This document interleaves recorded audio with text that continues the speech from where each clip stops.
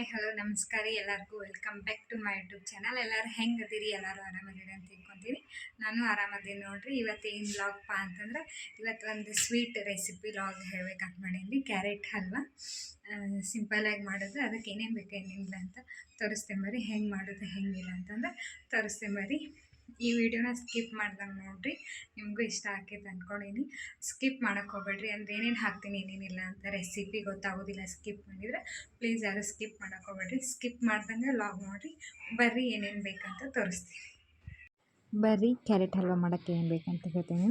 ನಾನು ಈಗ ಒಂದು ಅರ್ಧ ಕೆ ಅಷ್ಟು ಕ್ಯಾರೆಟ್ ತೊಳೆದು ತುರ್ಕೊಂಡು ಇಟ್ಕೊಂಡೀನಿ ರೀ. ಆಮೇಲೆ ಒಂದು ಅರ್ಧ ಕಪ್ಪಷ್ಟು ಹಾಲು ತೊಗೊಂಡೀನಿ. ಹಾಲು ಬೇಕ್ರಿ. ಆಮ್ಯಾಗ ಒಂದು ಬೌಲ್ ಒಳಗೆ ಸಕ್ಕರೆ ತೊಗೊಂಡೀನಿ. ಮೇ ಬಿ ಇದು ಒಂದು 250 ಗ್ರಾಮ್ ಇರ್ಬೋದು ರೀ ಸಕ್ಕರೆ, ಅಂದರೆ ಪಾವು ಕೆ ಜಿ ಅಂತಾರಲ್ಲ ಅಷ್ಟು. ಆಮ್ಯಾಗ ಒಂದು 2 ಟೇಬಲ್ ಸ್ಪೂನಷ್ಟು ತುಪ್ಪ ತೊಗೊಂಡೀನಿ.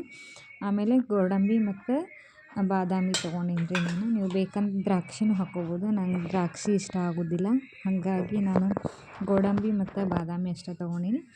ಆಮ್ಯಾಗ ಇಲ್ಲೇ ಬಾಳ್ಗೆ ಇಟ್ಕೊಂಡೀನಿ ರೀ. ಇದ್ರೊಳಗೆ ಒಂದು 2 ಟೇಬಲ್ ಸ್ಪೂನಷ್ಟು ತುಪ್ಪ ಹಾಕ್ಕೊತೀನಿ.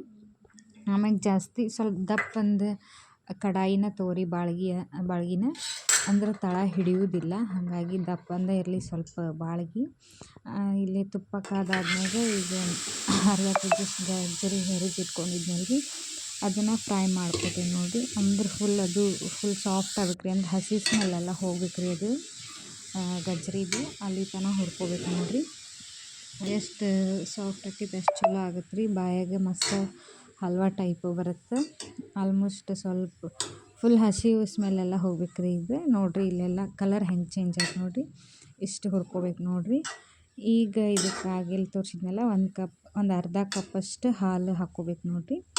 ಹಾಲು ಹಾಕ್ಕೊಂಡು ಹಾಲೆಲ್ಲ ಫುಲ್ ಅದು ಹೀರ್ಕೋಬೇಕು ರೀ. ಅಲ್ಲಿ ತನಕ ಸಾಫ್ಟ್ ಆಗೋಂಗೆ ಮತ್ತು ಕಲಿಸ್ಕೋತಾ ಇರ್ಬೇಕು ರೀ. ನೀವು ಬೇಕಂದ್ರೆ ಬಾಯಿ ಮುಚ್ಚಿ ಒಂದು 5 ನಿಮಿಷ ಕುದಿಯಾಕೆ ಬಿಡ್ತೀನಾದ್ರೂ ಬಿಡ್ಬೋದು, ನಡಿತೈತೆ ರೀ. ನಾ ಏನು ಬಾಯಿ ಮುಚ್ಚಿಲ್ಲ ಕಡಾಯಿಗೆ, ಹಂಗೆ ನಾನು ಹಾಲು ಹಾಕಿ ಚಮಚಲ್ಲಿ ಆಡಿಸ್ಕೋತಾ ಇದ್ದೆ ರೀ. ಒಂದು 5 ನಿಮಿಷಕ್ಕೊಮ್ಮೆ.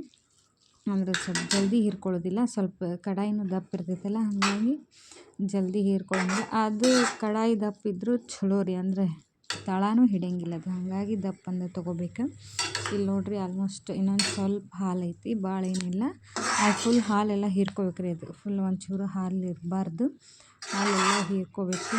ಆಲ್ಮೋಸ್ಟ್ ಅರ್ಧ ಕುದ್ದೇ ಬಿಟ್ಟಿರ್ತೈತಿ ಇದು ಹಾಲೊಳಗೆ. ಹಾಲೆಲ್ಲ ನೋಡಿರಿ, ಇಲ್ಲಿ ಒಂಚೂರು ಹಾಲೆಲ್ಲ ಫುಲ್ ಅಂದ್ರೆ ಆಲ್ಮೋಸ್ಟ್ ಕುದ್ದೈತೆ ರೀ. ಅದು ಗಜ್ಜರಿ ಎಲ್ಲ ಒಂದು ಅರ್ಧ ಕಪ್ಪಷ್ಟು ಹಾಲು ಹಾಕ್ಕೊಂಡು, ಆಮ್ಯಾಗ ಒಂದು ಬೌಲ್ ಸಕ್ಕರೆ ರೀ ತೋರಿಸಿದ್ಮೇಲೆ ನಿಮಗೆ. ನಾನು ಅದ್ರೊಳಗೆ ಒಂಚೂರು ಸಕ್ಕರೆ ತೆಗೆದೆ, ಯಾಕಂದ್ರೆ ಯಾಕೋ ಜಾಸ್ತಿ ಆಗುತ್ತೆ ಅನಿಸ್ತು ನನಗೆ, ಹಾಗಾಗಿ ಒಂದು ಸ್ವಲ್ಪ ಸಕ್ಕರೆ ತೆಗ್ದೇನಿ ರೀ.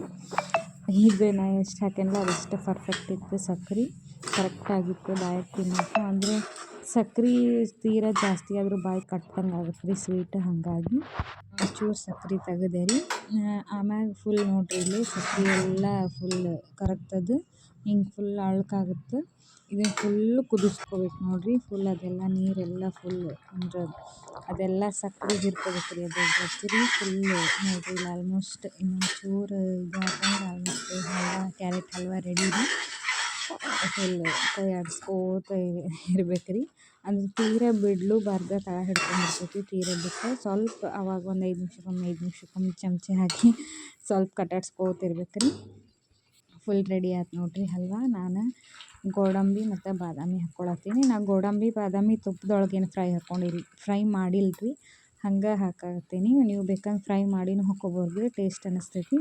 ನಾ ಫ್ರೈ ಮಾಡಿಲ್ಲ, ಹಂಗೆ ಹಾಕ್ಕೊಂಡೀನಿ. ಗೋಡಂಬಿ ಮತ್ತು ಬಾದಾಮಿನ ರೀ ಇದೆಲ್ಲ ಹಾಕ್ಕೊಂಡು ಫುಲ್ ಮತ್ತು ಇನ್ನೊಂದು ಸ್ವಲ್ಪ ಅದು ಮಿಕ್ಸ್ ಮಾಡಿಕೊಂಡು ಸ್ವಲ್ಪ ಏಲಕ್ಕಿ ಜಜ್ಜಿಟ್ಕೊಂಡಿದ್ದೆ ರೀ.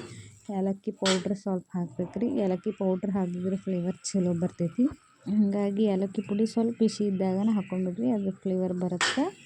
ಈಗ ನೆಕ್ಸ್ಟ್ ನಾನು ಇದನ್ನು ಇನ್ನೊಂದು ಬೌಲಿಗೆ ಸರ್ವ್ ಮಾಡಿಕೊಂಡು ಸ್ವಲ್ಪ ಡೆಕೋರೇಷನ್ ಮಾಡ್ಕೋತೀನಿ ರೀ.